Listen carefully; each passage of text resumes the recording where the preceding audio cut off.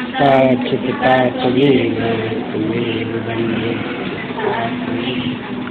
त्वमेव विद्या द्रविणं त्वमेव त्वमेव सर्वं मम देव देहि त्वमेव सर्वं मम देव देहि सर्वे भवन्तु सुखिनः सर्वे सन्तु निरामया सर्वे भद्राणि पश्यन्तु मा कश्चित् दुःखभाग् भवेत्। सच्चिदानंद भगवान की जय, भगवान की जय, वैदिक सनातन धर्म की जय। किसी का कोई प्रश्न? अपनी बन से सुनाओ। हाँ गीता जी, कोई प्रश्न रखी?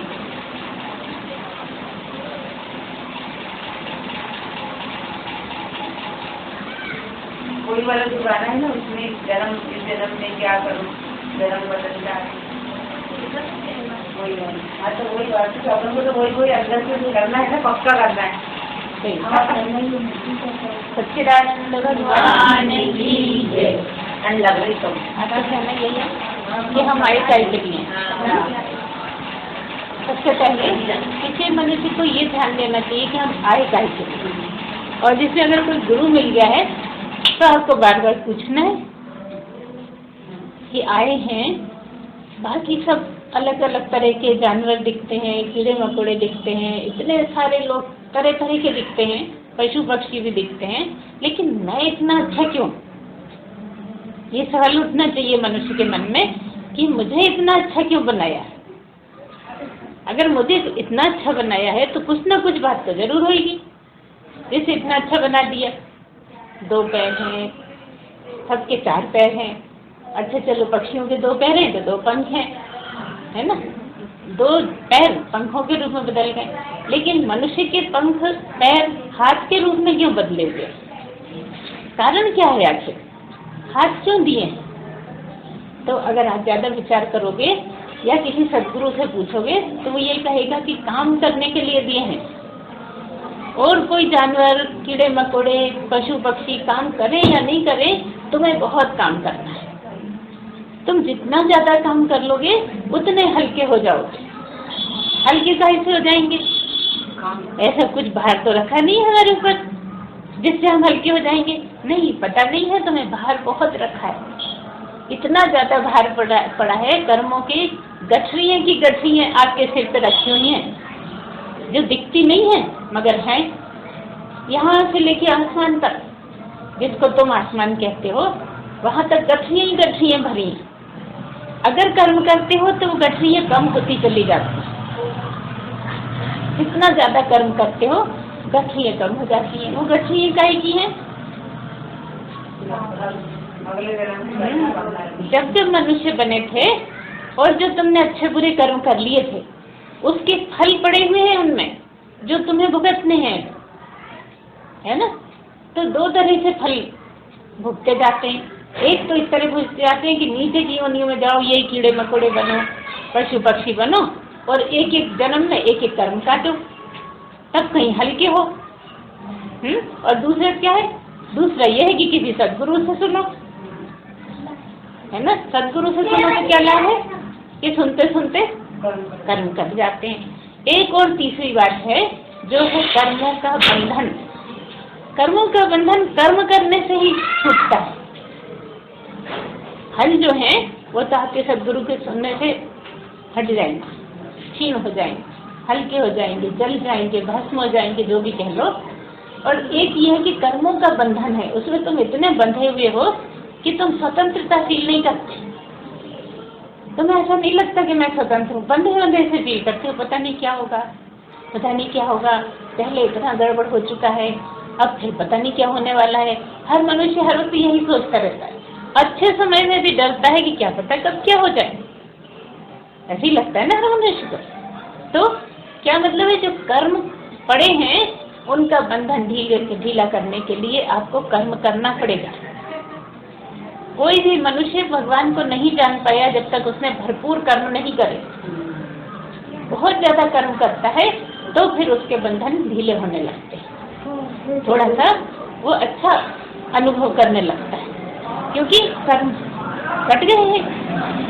एक कर्म करना तो हमने बताया आपको, और एक कर्म करने की ये बात है जो कर्म से कर्म करने हैं, बिना कर्म करे कर्म नहीं कर सकते। ये हमारी गीता बोलती है कि आज तक कोई ऐसा मनुष्य नहीं हुआ जो बिना कर्म करे संन्यास को प्राप्त हुआ हो। एक संन्यास वो है जिसको तुम लोग जानते हो कि रंगे कपड़े पहन के घूम रहे हैं, ये तो भाई सन्यासी है। और एक संन्यास है जिसे भगवान बरसाते हैं, और जो भगवान बरसाते हैं संन्यास, उसको प्राप्त करने के लिए आदमी नकली सन्यासी बनता है असली विधि विधान से यज्ञ कराया, उसमें उसने वस्त्र धारण करे, आहुतियां डाली, बहुत सारी कसमें खाई कि ऐसा नहीं करूंगा, ऐसा नहीं करूंगा, ऐसे रहूंगा, सब तरह तरह का सीखा उसने। ये नकली सन्यास का इसलिए लिया, असली को पाने के लिए कि मेरा रहन सहन ऐसा हो जाए कि किसी दिन भगवान खुश होके स्वयं ही बरसा दें। इसलिए उसने वस्त्र धारण करे, इसलिए नियम पालन करे, इसलिए जैसा कहा सदगुरु ने या जिसने संन्यास दिलाया वैसा करा होगा। लेकिन एक ऐसा है जो कर्म करते करते करते करते संन्यास बरस जाता है, वो भगवान की कृपा से बरस जाता है, और फिर आप सन्यासी ही हो जाते हैं। फिर चाहे आप रंगीन कपड़े पहनो चाहे मत पहनो, आप भले लहंगा चुनरी ओढ़ लो। आप क्या समझते हो कि साधु वही है जो रंगीन वैसे वाले लाल कपड़े पहने घूम रहा है, कमंडल हाथ में है और लाल कपड़े पहने हैं, त्यागी सा लग रहा है, हमें वैरागी सा लग रहा है, तो लगता है कि साधु है। लेकिन भगवान जो बरसाता है ना, वो अंदर से देखता है कि तुम सचमुच में वैरागी हो कि नहीं, कि खाली नाटक खेल रहे हो। और नाटक खेलने वालों से तो बहुत दूर खड़ा हो जाता है कि अब तू तो अपनी मर्जी से बन ही गया, अब मेरी तुझे जरूरत नहीं है।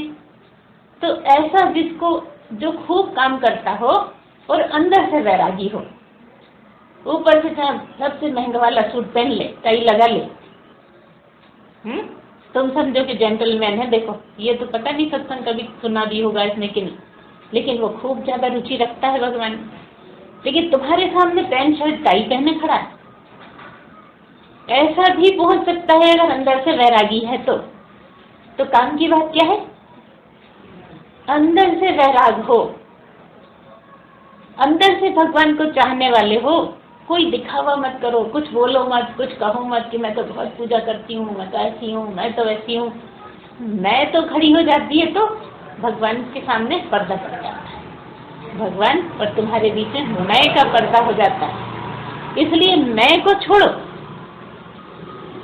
बस हूँ ही पकड़े रहो कि हूँ मैं, इतना तो समझ में आता है। लेकिन मैं करो बकरे की तरह तो भी नहीं मिलता परमात्मा।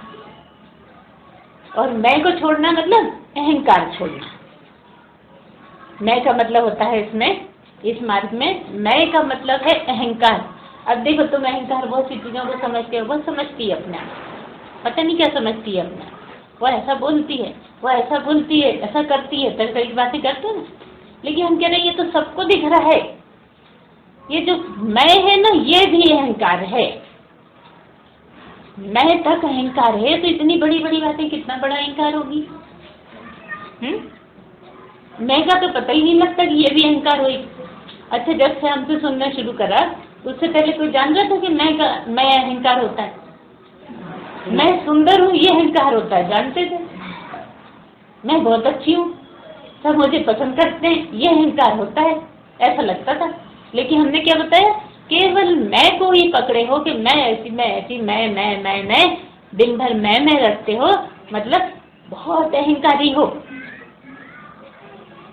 सबके चेहरे देखते हो कि कोई मुझे अच्छा समझ रहा है कि नहीं समझ, नहीं तो कुछ ऐसी हरकत करते हो जिससे कोई अच्छा समझे, अच्छा कहे, बोले। अब कौन किसको बोले, सभी चाहत रखते कि हमें अच्छा बोलो, तो कोई किसी को बोलने को तैयार नहीं।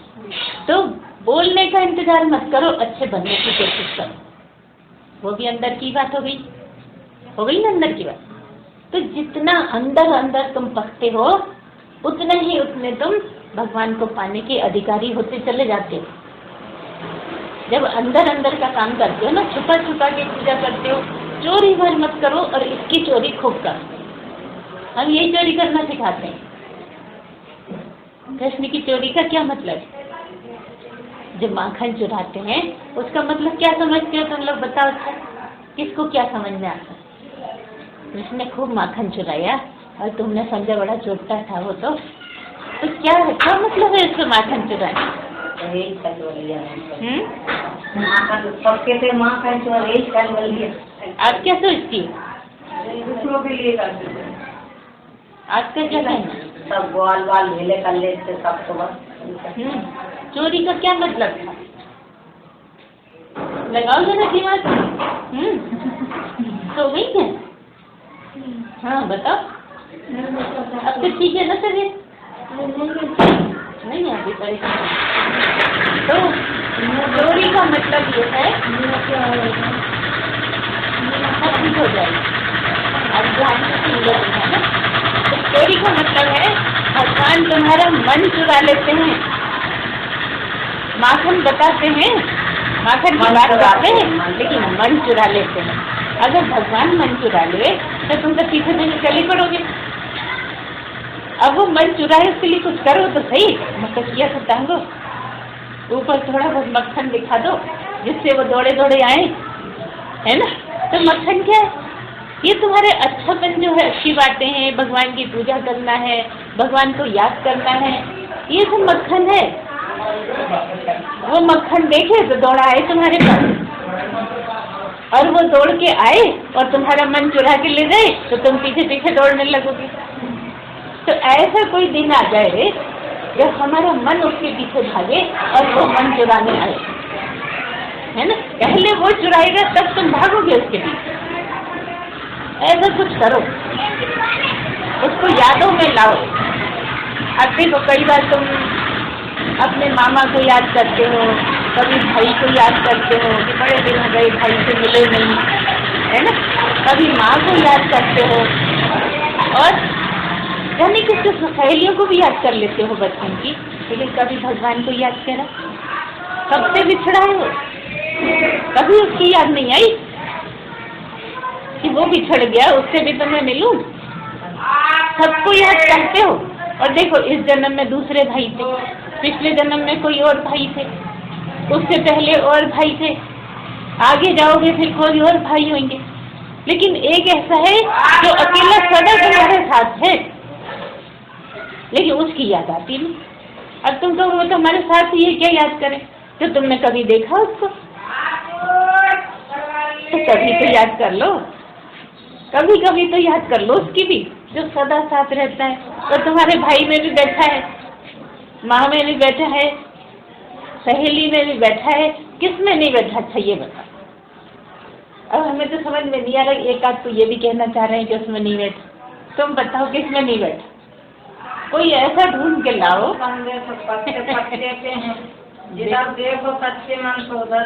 देखो सब तुम्हें पता है, हमें बताने की कोई जरूरत नहीं है। हर जगह हम तो ये ढूंढ रहे हैं कि कोई जगह ऐसी बताओ जहाँ वो नहीं बैठा हो।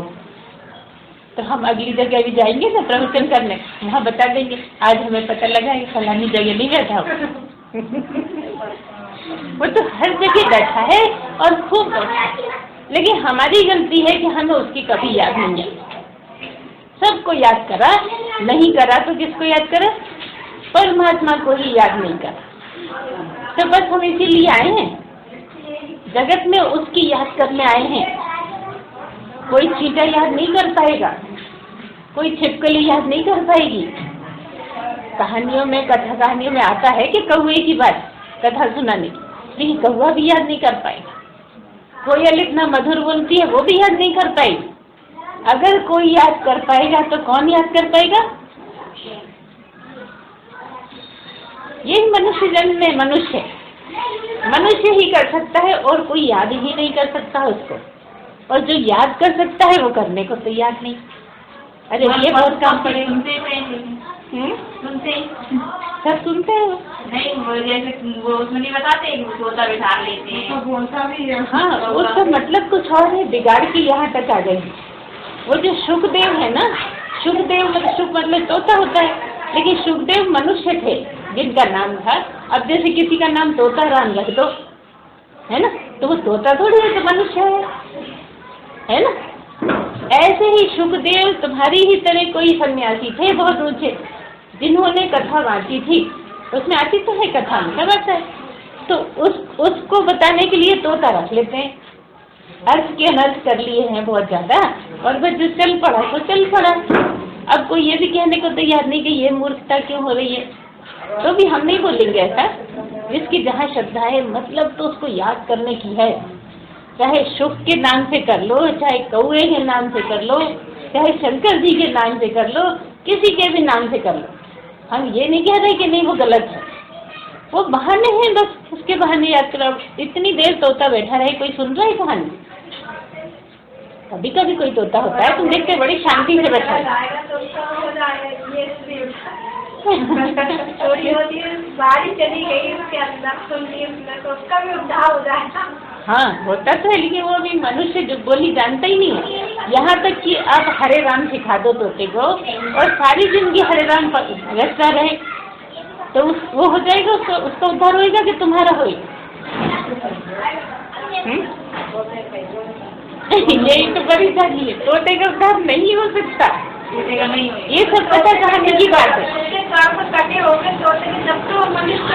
हाँ, ये श्रद्धा के लिए कहते हैं कि तोते तक का है और तुम कर नहीं रहे, बस इसलिए है। जो योनियां देते हैं अपन को, उनके कुछ अच्छे तरह ऐसा भी होता है, जैसे नाग को बहुत ज्यादा माना गया है कि ज्ञान उसको ज्यादा समझ मनुष्य के बाद सर्प जो है, नाग नागिन होती है ना, उनको काफी इसका रहता है, और कहीं बड़ा ऐसा काम होता है धार्मिक काम, तो वो आके कहीं छुप के सुनते है ना। कुछ ऐसे भी जानवर होते हैं जिनको मनुष्य योनि का याद भी होता है। तुमने देखा होगा कभी कभी कोई कुत्ता उपास करता है मंगलवार का, कई लोग बताते हैं कि ये कुछ भी के नहीं खाना दो, ये खाता ही नहीं है मंगलवार। अब उसको कैसे पता लग जाता है कि आज मंगलवार है? कुछ है ना उसका विधि विधान, किसी कारण से कुछ कमी हो गई कि कुत्ते की योनि दी गई, लेकिन उसको याद है। हाँ, खूब तपस्या करी है उसने, बहुत नियम धर्म में रहने वाला है, इसलिए इतने अच्छे घर में आया है जहाँ उसको सब सुख सुविधा है। कहने को कुत्ता है, लेकिन एक अमीर आदमी के यहाँ जहाँ बच्चों से ज्यादा कुत्ते का ध्यान रखा जाता है, वहाँ आया है। कितना खास है ना। बहुत सी बातें अगर बारीकी से सोचो तो साफ साफ समझ में आती। और एक कोई दूसरा कुत्ता हो सकता है जो कीचड़ में गंदगी नाली में बैठा हो, तो मनुष्य भी तो शराब पी के नाली में पड़ा है, उसमें और उसमें कोई अंतर है? सब कुछ यही मिल जाता है देखने को, है ना। योनि वालों का उद्धार तो ऐसे ही होता है, कष्ट पाता होगा, नीचे वालों का उद्धार नहीं हो सकता। मनुष्य कैसे बन जाते हैं? हाँ, मनुष्य अपने ये भोगते भोगते हम रोज ही तो सुनाते हैं। हाँ, कभी तोता बन गए, कभी मछली बन गए, कभी नाग बन गए, इतनी तो योनियां है 84। हाँ, पूरी भोगनी पड़ेगी, और एक दिन में नहीं, जितनी उम्र है उतनी उम्र भोगो। और एक कर्म का जो कितना लंबा है, इतना लंबा चक्कर है, जबकि यहाँ बैठे बैठे एक दिन में कितने कर्म कट गए पता नहीं। यही तो विश्वास नहीं होता। और नहीं सुनो तो एक दिन में कितने कर्म बहुत बन जाते हैं। सारे दिन कितने ही लोग होते हैं चबूतरे पे बैठे बैठे सोच रहे हैं, जाने कहाँ कहाँ सोच रहे हैं। तो कर्म करने से ज्यादा सोचने से बन जाते हैं कर्म। कभी किसी का बुरा, कभी किसी का भला, हो जाने क्या क्या कहाँ तक सोचते चले जाते हैं। कभी बहुत पहले की बातें सोच लेंगे, कभी भविष्य की बात सोचने लगे, बस इसी में उम्र बीत रही है और कर्म बनाए चले जा रहे हैं। इसीलिए तो बड़ों का मुश्किल होता है पहुंचना, और 5 साल के ध्रुव पहुंच गए, 5 साल के प्रहलाद पहुंच गए, क्योंकि उन्हें सोचने का समय ही नहीं मिला। बचपन में तो खेलते रहे, बेकार की बात सोचने की इतना समझ ही नहीं थी उन्हें। जब बड़े हुए, लड़ाई झगड़े हुए, कुछ होता गया, समझ ज्यादा आती गई, कर्म बनते चले गए। तो जब हम एक दिन में इतने कर्म बना लेते हैं, तो हफ्ते भर की करने में कितना लगेगा? पूरे हफ्ते कर्म बनाते हैं, सुनते हैं 1 घंटा, और हजारों हजार तो सुनने को भी तैयार नहीं है। उनको कर्म बनने से कोई डर नहीं है, और जब भुगतना होगा तब रोना आने लगता है। मनुष्य जन्म में ही परेशानी हो जाती है, तो कितना रोना आने लगता है कि हम ही दुश्मन लग रहे थे भगवान, हमें ही परेशानियां देता है, बाकी सब बड़े मजे में हैं। उसके घर देखो अभी कल ही मोटरसाइकिल आ गई, और हमारे साथ पता नहीं क्यों दुश्मनी दिखाया था। तो हम पूछते हैं कि कौन है ऐसा जिसको दुख नहीं आते, जिसके यहाँ आज मोटरसाइकिल आई है उसको क्या दुख नहीं भोगने पड़ते? सबके साथ दुख सुख लगा है। तो जिसने कर लिया, भगवान का भजन कर लिया, भगवान की याद कर ली, भगवान का स्मरण कर लिया, उसको कोई ना कोई गुरु मिल भी जाता है। क्योंकि कैसे कटेंगे? गुरु को सुनने से ही कटेंगे। और श्रद्धा नहीं जानी तो गुरु भी नहीं सुनने वाला, भले पड़ोस में हो रहा है लेकिन सुनेंगे नहीं। क्यों? क्योंकि भाग्य नहीं खुला अभी। इतना ही कारण है कि मन नहीं होता जाने के लिए, अभी वैसी स्थिति नहीं है कि सुन पाए। कर्म इतने ज्यादा पड़े हैं कि बस रोना रोना सा आता रहता है, बैठे हुए हैं, करना है काम करें तो थोड़े हल्के हों, लेकिन बैठे हुए हैं तो ऐसे में सुनने को नहीं मिलता। जब कर्म बहुत ज्यादा भरपूर होते हैं तो सुनने की बारी आती है। ये भी पक्की बात है कि जब तक आपके इतने कर्म नहीं हो जाएंगे सुनने के लायक, तब तक आप सुनने नहीं आ पाओगे। आपके हाथ में है नहीं, तो फिर आप कहते हैं फिर हम काहे को करें? जब हमारे हाथ में नहीं है, उसी के हाथ में है, तो हम काहे को करें? तो फिर सोते रहे। मनुष्य जीवन सोचो भी निकालता, क्या मिलेगा? सोच कर्म बनेंगे। इतनी देर जगोगे तो बस वही आलस में तरह तरह की बातें सोचते रहोगे, दिमाग पे बोझ बढ़ता चला जाएगा, और बोझ बढ़ेगा तो कर्म इतने ज्यादा बन जाएंगे कि बस फिर कीड़े मकोड़े ही बनना रह जाएगा। इसलिए जागृत रह के सही ढंग से सोच के, अगर कहीं कुछ ऐसा होता है, अच्छा देखो, अगर वो भागवत होती है ना तोता बिठाने वाली, तो भागे चले जाते हैं सज धज के, है ना? सब एक के पीछे एक, वहाँ तो बच्चे नाच रहे होंगे, है ना, तरह तरह के वहाँ पे नाटक भी होंगे, वहाँ तो जरा अलग ही तमाशा रहेगा, तो सब भागते जाते हैं। और जहाँ कर्म करने की बात है वहाँ क्योंकि भाग्य ही नहीं है अभी, वो तो वैसे ही तमाशा है जैसे और तमाशे हैं। ये अच्छा है कि सत्संग है, उसके नाम से चले गए, बहुत अच्छा है, लेकिन लाभ तो उतना नहीं हो पाएगा ना, मन का ही मनोरंजन देखा। तो इसलिए अगर कहीं पता लगता है कि हाँ सच्चा गुरु है, तो सुनने से ही कर्म कटेंगे। कम से कम हफ्ते में एक बार तो सुन लो, और अगर मन हो जाए तो पास के पास दूसरी जगह भी होता है, वहाँ भी सुन लो। तो जब 2 जगह सुनेगा उसके ज्यादा कर्म कटेंगे क्या? कि जो एक जगह सुन रहा है उसके ज्यादा कटेंगे, 2 जगह वाला, या जो एक जगह भी नहीं सुन रहा है उसके ज्यादा कटेंगे? अब आप ही देख लो, क्या लग रहा है? साफ साफ लग रहा है, सबको समझ में आ रहा है। जो बिल्कुल नहीं सुन रहा है तो उसकी क्या स्थिति है, जो एक जगह सुन रहा है उसकी क्या स्थिति है, और जो 2 जगह सुन रहा है उसकी क्या स्थिति है? तो वो तो आगे है ना, रेस में सबसे आगे कौन है? जो ज्यादा से ज्यादा सुन रहा है, जहाँ कहीं मौका मिला वहीं सुन लिया, जहाँ कहीं से मतलब हर कहीं कथा हो रही है तो वो सुन लिया, उससे नहीं होगा, ये हम बार बार बता रहे। कब होगा? जब कोई सच्चे गुरु कथा वाच रहा है तो हो पाएगा। पर सच्चे गुरु मिलते कहाँ हैं? और सच्चे गुरु मिलते हैं तो 4-6 घंटे करते ही नहीं कथा, 1 घंटा में कथा कर दीजिए चलो, बस घंटे 1 घंटे की कथा होती है। इसीलिए तो सत्यनारायण की कथा घंटे भर की बना दी, जबकि वो तो पंडित जी बाँच रहे हैं। सच्चा गुरु तो भगवान की वाणी से ही बोलेगा, वो किताब की कथा नहीं पढ़ेगा, क्योंकि सच्चे गुरु को भगवान ने चुन लिया, तब भगवान ही बोलेंगे उसके मुंह से। वो अपनी मर्जी से क्यों बोले, है ना? अपनी मर्जी से सभी बोल रहे हैं, या तो किताब के हिसाब से बोल रहे हैं या अपनी मर्जी से बोल रहे हैं। लेकिन जिसके मुख से भगवान बोलने लगे तो कौन कर्म काट रहा है? वो काट रहा है कि भगवान काट रहा है? बताओ, भगवान ही काट रहे हैं। भगवान बोलेंगे तभी तो कटेंगे। अपनी मर्जी से तुम बोलने लगो, कटेंगे क्या? इसलिए भगवान ही सौभाग्य जगा देते हैं, भगवान ही कथा सुना देते हैं, भगवान ही सब कुछ करते हैं, लेकिन करना हमको ही पड़ता है।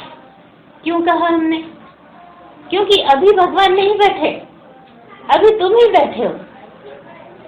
जीव के अंदर जीव कहता है कि मैं हूँ, ये जो दिख रहा हूँ ये मैं हूँ। जब तुम ये हो, तुम हो, तो फिर तू कर, मैं काहे को करूँ? समझ में आ रही बात? थोड़ी सी बारीक हो गई, लेकिन बहुत बारीक भी नहीं है। मतलब देखो, अभी हम थोड़ी देर पहले क्या बताए थे कि भगवान कहाँ नहीं बैठा, है ना? और अभी हम क्या कहने लगे कि अभी भगवान नहीं हो, अभी तुम जीव हो। बोल दी ना उल्टी बात। तो झूठ बोल रहे, ये वाली बात झूठ है कि वो वाली बात झूठ है? वही तो समझना है कि सही कैसे है और गलत कैसे है। वो भी सही थी और ये भी सही है। ये कैसे सही है? क्योंकि तुम कहते हो मैं बैठा हूँ, तो वो कहता है तू ही बैठ। मैं ऐसा छुपा बैठूंगा कि तुझे पता ही नहीं लगेगा कि मैं भी बैठा हूँ, और तू मानता रहे कि मैं बैठा हूँ, मैं बैठा हूँ, मैं कर रहा हूँ, मैं ऐसा हूँ, मैं वैसा। अभी शुरुआत करी थी ना, मतलब जो भी तुम मैं करके कर रहे हो सब तुम्हारे कर्म बन रहे हो। तो जब तक जीव से नाम छोड़ दो, जब भी कर्म मैं नाम शरीर का मान लो, तुम अपने को किसको मैं मानो? तुम आत्मा हो, शरीर नहीं हो। बस ये बताने आते हैं हम। ये जो शरीर है, शरीर का नाम है कमला विमला सब, है ना? लेकिन तुम्हारा कोई नाम नहीं है। जो अंदर जिसकी बात कर रहे ना बैठा है, वो तुम ही बैठे हो। चलो सब में बैठे हो। असली में तो वो जो बैठा है ना, वो तुम ही बैठे हो। इतनी बात समझनी है। लेकिन अभी लगता नहीं कि वो बैठा है, ऐसा लगता है पता नहीं कहाँ है वो। यहाँ तो मैं ही हूँ बस। देखो मैं कितना भुगत रहा हूँ। वो होता तो भुगतने देता मुझे। ये प्रश्न उठते रहते हैं कि नहीं? अब बताओ, वो दुश्मन है क्या जो भुगता रहा है? वो बड़ा पक्का दोस्त है, क्योंकि जो कर्म तुमने कर लिए हैं वो भुगतोगे तभी तो पार लगोगे। तो वो तो दोस्त है जो तुम्हें मौका दे रहा है कि अब ये भुगत ले, अब ये भुगत ले, अब ये भुगत ले, थोड़ा कम होए, है ना? और देखो कितनी उलझन है इसमें। कभी गुरु माँ कह देती है कि भगवान बैठा है, कभी गुरु माँ कह देती है तुम बैठे हो। कितना परेशान करती है। देखो साक्षात बैठी परेशान कर रही। कुछ साफ साफ बात करती नहीं, मगर यही समझने का है। सुनते सुनते सुनते सुनते सब समझ में आने लगता है, एकदम साफ साफ समझ में आने लगता है, लेकिन टाइम लगता है। शुरू में कोई आके बैठे तो क्या कहते, ये हमें नहीं सुननी। ना तो राम का नाम लिया, ना कृष्ण का नाम लिया, 1 घंटे प्रवचन सुना के गई, ना गणेश जी का नाम लिया, न किसी का नाम लिया, पता नहीं क्या बक हम तो नहीं जाए वहाँ पे। इतना आसान थोड़ी है कर्म कट पाना। मन लगाना पड़ता है, दिमाग लगाना पड़ता है। नाम तो लेते ही रहते। कोई ऐसा गुरु बताए मिले जो ये बताए कि भगवान है क्या, बस वही बताने में लगे रहते हैं हर जगह। जहाँ भी जाते हैं बस यही बताते। शादी हाल में भी होता है तो कई लोग तो बस भगवान को गाते रहते हैं, भगवान ऐसा, भगवान वैसा, भगवान वैसा। अब हम मन में सोचते हैं कि अगर ये एक बार भगवान को देख लेना तो ये भगवान कैसा है भूल ही जाएंगे। क्योंकि अभी नहीं देखा है ना, इसलिए ऐसा वैसा कर रहे हैं। जो भगवान को देख लेता है वो भगवान का वर्णन कर ही नहीं सकता। बाकी सब बताएगा कि कैसे पहुंचोगे वहां तक, कैसे भगवान को पाओगे, लेकिन ये नहीं बता सकता कि भगवान कैसा है। तुम चाहे हरिद्वार चले जाओ, चाहे वृंदावन चले जाओ, लेकिन कोई नहीं बता पाया अभी तक कि भगवान है कैसा। हाँ जान पाए, बहुत लोगों ने जाना है, जान जाते हैं। जो भी कोशिश करते हैं उनको भगवान जना देता है, अपना परिचय करा देता है, लेकिन बता वो भी नहीं सकते। जिसने जान लिया वो तो बिल्कुल ही नहीं बता सकता, क्योंकि उसने जान लिया, वो जान गया कि कैसा है। वो बताया ही नहीं जा सकता, उसे समझ में आ गया कि वो ऐसी चीज है जिसको कोई बता नहीं पाया आज तक, तो मैं भला कैसे बताऊं। ऐसी माया है उसकी, और वो माया के पर्दे में छुपा बैठा है। कहाँ है सब जगह, दिखता है नहीं पर्दा। ये माया है क्या? बता, किसको बोलते हैं माया? सुनाते रहते हैं, जो ध्यान से सुनते हैं वो पकड़ लेंगे। क्या है माया? जोर से बोलिए। एक चक्र में घूम रही है, माया है क्या? किसको, कौन घूम रही है? दुनिया। घूम रही चक्र में। माया का मतलब वो प्रकृति, ये जो कुछ आंखों से दिखता है, कानों से सुनाई देता है, नाक से सूंघने में आता है, जीभ से चखने में आता है और स्पर्श में आता है, ये सब माया है।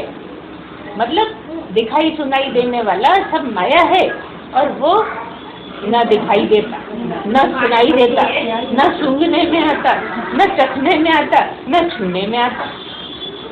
इसीलिए तो वो माया से अलग है। ये उसी की माया है, उसी ने फैलाया है सब। ये सारी प्रकृति उसी ने बना दी, दुनिया उसी ने बना दी और फंसा दिया तुम्हें। जानना चाहे तो पर्दे हटा और देख मुझे, क्योंकि मैं हर जगह छुपा हूँ माया में। और नहीं जानना चाहे तो फंसा रहे माया में। बस माया का यही मतलब कि जो भी दिखाई दे रहा है, मतलब प्रकृति, ये सब कुछ भी जो भी दिखने वाला है सब माया ही है, प्रकृति ही है। प्रकृति से पर्दा हटे, प्रकृति से मोह हटे, प्रकृति से लगाव हटे तो क्या चिढ़ने लगे? तो भी नहीं। लगाव हो गया तो भी बेकार हो गए, चिढ़ने लगे तो भी बेकार हो गए। तो ऐसे हो जाओ कि ना तो ज्यादा उससे राग रखो, न वैराग रखो, सब समझ में आता है। न किसी से चिढ़ो, न किसी से ज्यादा प्रेम में बंधो। अब तुम कहोगे प्रेम में नहीं बने तो भैया घर गृहस्थी कैसे चलाए? उसने कर्म काटने के लिए दिए हैं। कोई बेटा बना के भेजा है, कोई पति बना के भेजा है, कोई भाई बना के भेजा है, कोई माँ बाप, कितनी लंबी लाइन है। कितना भी लिख लोगे तो कोई ना कोई रिश्ता छूट ही जाएगा, है ना। ये सब केवल कर्म काटने के लिए। कर्म काटने के कितने उपाय हैं, वहां भी चूक जाते हैं, क्योंकि जो जैसा रिश्ता है वैसा नहीं करते। क्या कहते हैं, भैया नया जमाना है, वहां भी पल्ला झाड़ लेते हैं। नया जमाना है और कौन किसको पूछ रहा है, भैया हम नहीं जानते, हम नहीं मानते किसी को। हर तरफ से आपने बंधने के इतने तरीके कर लिए और कहो कि भगवान मिल जाए। कैसे मिल जाए? हर तरफ का रास्ता रोक लिया। ना तो सदगुरु को सुनने को तैयार, ना अपने रिश्ते निभाने को तैयार हो, ना किसी से प्रेम से बोल पाते हो, है ना। बस यही कारण है कि भगवान से बहुत दूर बैठे। भगवान को तो माखन पसंद है और यही माखन है। सबसे अच्छे से बोलो, क्योंकि सब में मैं बैठा हूँ। तू समझ रहा है कि वो तेरा दुश्मन है, लेकिन दुश्मन में भी तो मैं बैठा हूँ कि नहीं। कोई दुश्मन ऐसा है जिससे मैं नहीं बैठा? बताओ, हो सकता है कोई ऐसा? है ना, सब जगह। इसमें भी बैठा है, घर में छोड़ के उसमें भी बैठा है ना। भले उसकी याद आ रही है, ठीक है कि नहीं है, कोई परेशानी तो नहीं है, लेकिन है सब में। तो हम क्या तरीका बताते हैं, क्या बताते हैं? जो सब जो बैठा है ना सब में, बस उसी को देखने की कोशिश करो। हम ये कह रहे हैं कि अगर ये बच्चा है आपका, ठीक है, बच्चा दिख रहा है, आपका बच्चा है, आपने पैदा किया है, लेकिन इसके अंदर कौन बैठा है उसका ध्यान आ जाए। इसको देखो तो वही याद आ जाए, पति को देखो वही याद आ जाए, भाई को देखो वही याद आ जाए, क्योंकि सब में बैठा है। याद आना गलत नहीं है, लेकिन नहीं होता। जब घड़ा देखते हो तो घड़ा दिखता है पानी भर ले, गर्मी के दिन आ गए, ठंडा पानी है, लेकिन कभी घड़े में मिट्टी दिखी? अरे मिट्टी का ढेर बाहर पड़ा, ये तो घड़ा। अब बताओ, बिना मिट्टी के घड़ा हो सकता है? बिना परमात्मा के बच्चा हो सकता है? आप हो सकते हो कोई? सब जगह वही है, लेकिन वो नहीं दिखता, बाकी सब दिखता। बस इतना ही अगर रहना आ जाए, रहने का ढंग, कि किसी महात्मा को सुनते रहें और जो देखे उसी में वही दिखे, तो ना कोई दोस्त है ना कोई दुश्मन है, सब जगह वही बिखरा पड़ा है। कौन सी जगह नहीं है? फिर वही बात आ गई घुमा के, है ना। तो बस इतना ही समझते रहिए और आगे बढ़ते रहिए। परमात्मा सब जगह है। मनुष्य हमें परमात्मा ने इसीलिए बनाया है कि तू मेरी याद कर। क्यों याद करें? क्योंकि तू और मैं बराबर हैं। तू चाहे तो मेरे बराबर आ जा मनुष्य जन्म में, चाहे तो तू मेरा रूप धारण कर ले और चाहे तो कीड़े मकोड़े का रूप धारण कर लेना आगे, क्योंकि जैसे कर्म करेगा वैसा ही तेरा भविष्य है। गलत कर्म कर लिए तो कीड़े मकोड़े बन गए, अच्छे कर्म कर लिए और ये सोच के करे कि मैं नहीं करता परमात्मा ही करता है सब, तो परमात्मा ही हो जाओगे। जबकि परमात्मा भी कुछ नहीं करता। कैसा है?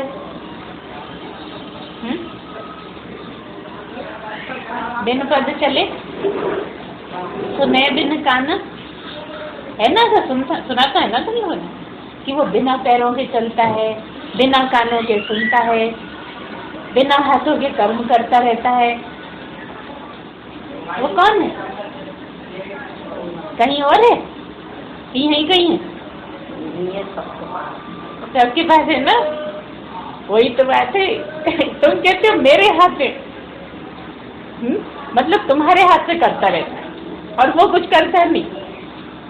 वो अंदर बैठा है, तुम कहते हो मैं करता हूँ, इसलिए वो कुछ करता नहीं। वो बोलता है जब तो करते हैं, जब मेरे कोई दिमाग में कहाँ आएंगे। मेरा मतलब ही नहीं। अपने अंदर की आत्मा जो बड़ी मुँह नहीं करते, मेरा मुँह नहीं करते।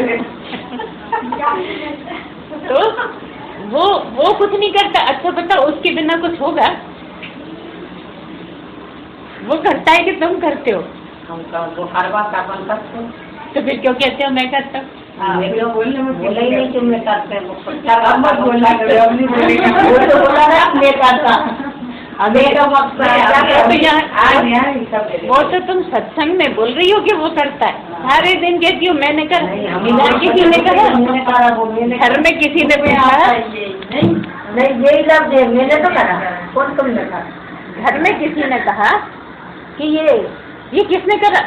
दूसरे कमरे से दौड़ किया हुई मैंने किया। वहाँ तो कोई नहीं, मगर थोड़ी आवाज आ गई, अरे उसकी बात चल रही, मैंने तो किया है। दूसरा कोई कह दे मैंने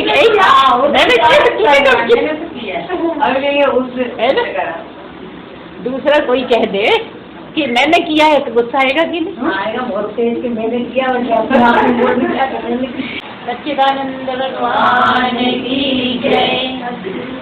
भगवान की जय। वैदिक सनातन धर्म की जय।